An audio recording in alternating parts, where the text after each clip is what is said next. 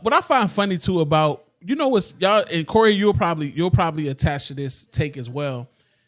You know what's missing from hip hop and the listeners of hip hop is our hunger and eagerness to find new.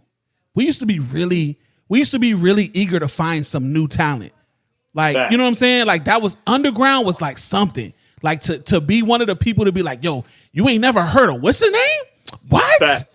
Like that used to be a thing in hip hop. Like you would always be trying to put somebody on to somebody else. And what I've realized now with the emergence and dominance of social media is that we've gotten away from like when somebody bring up somebody new, like people be on social media quick to be like, who?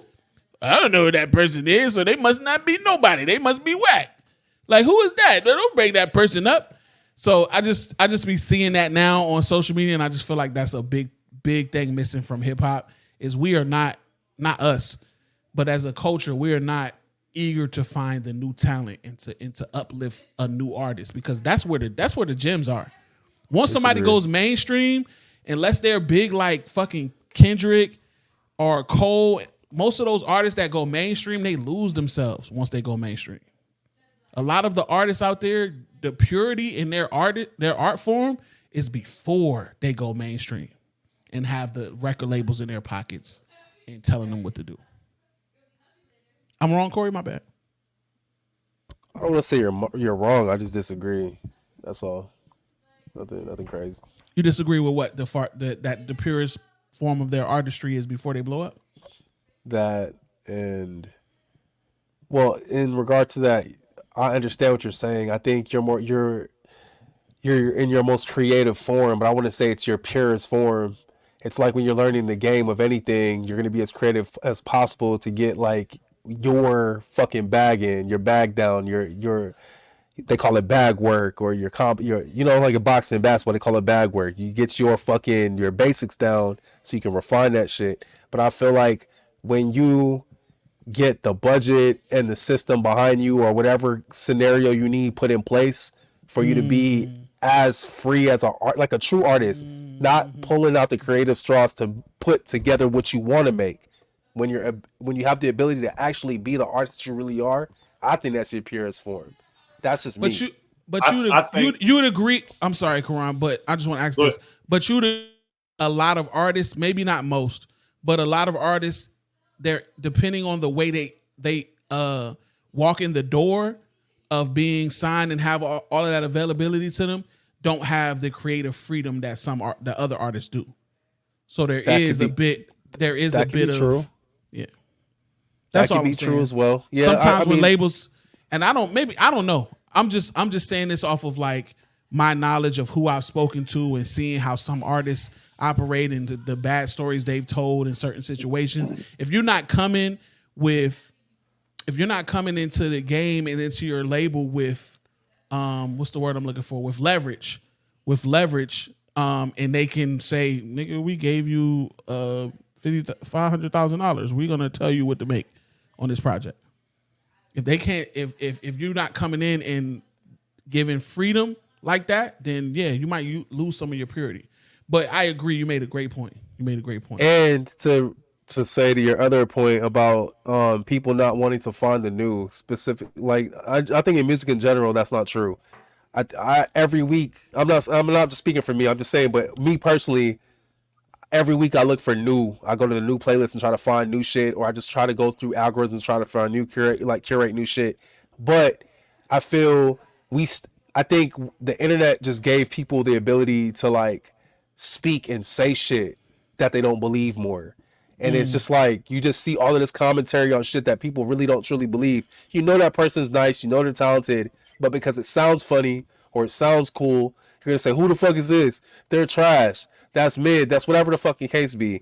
But I feel like a lot of us are still trying to find new artists, still trying to show people, hey, I just told y'all niggas about Leon Thomas and shit the other day. Like, niggas will still find shit to be like, hey, this is dope. We still do it.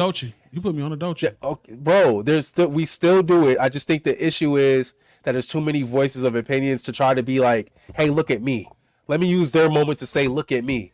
The type of shit. That's just like, the internet to me isn't a real fucking representation of like what an artist really is. I know Karan gonna be like, never mind. But what was you about to say before I cut you off? If you say never mind, I swear to God. I was.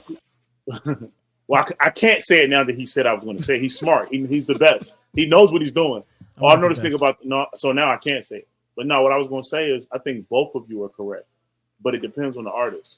For me, when you hear so Reasonable Doubt is special to me. I was 11. It was like I was just getting in the hole. He's my GOAT.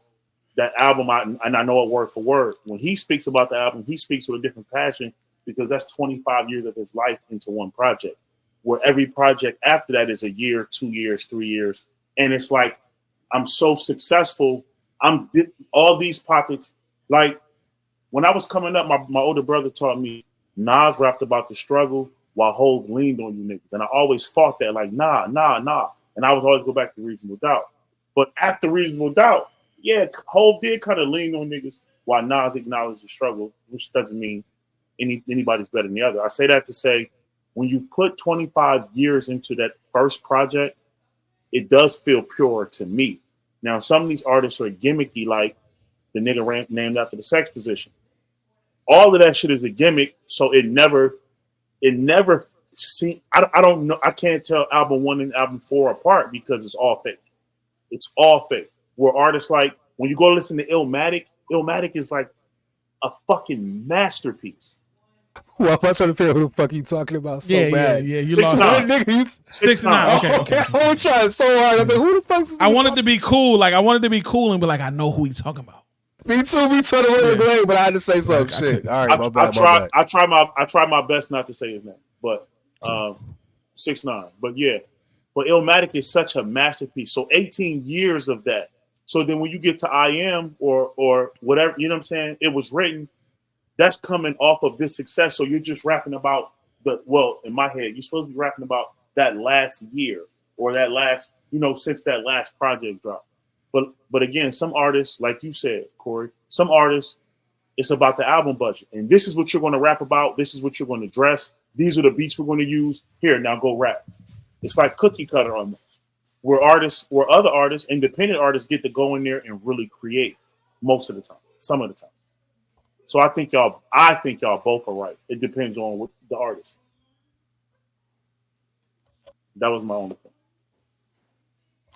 You niggas nasty. So basically, like So Far Gone, and then like Certified Lover Boy. Comeback season. Like yeah, comeback season. I'm just asking, bro. Hey, I told you until my birthday. No homo. Pause. Until January, I'm trying my best not to even talk about. You just posted him, not even like the other day in the chat. Like it hasn't even been like posted. 3 days. So first of all, don't you ever break down the fifth wall. I'm just saying.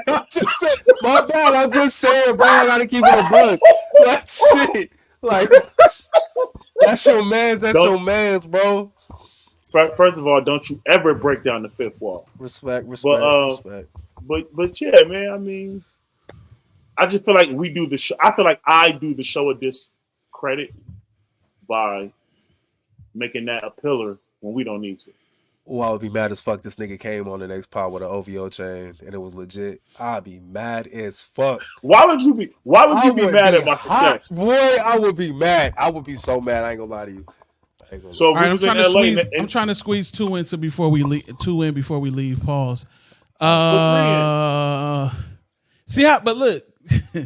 I just want to know because I'm gonna show. Like I think that's what I'm gonna do. Like I'm gonna start like paying attention to when y'all let each other slide on the shit that y'all be saying, and then y'all when I say something, y'all be like, "No, where do I let Karan slide?" I'm saying pause like we bullying you. Karan literally just said, "Yo, this was back when I was just getting into Hov." And nobody said nothing. You're right. Nobody said nothing. Nobody said nothing. Because I thought about it, but he was too serious. That's so my I let point. it be. That's my point. I let it be. You're fair. That's fair. You're right. You're right. He's out of pocket.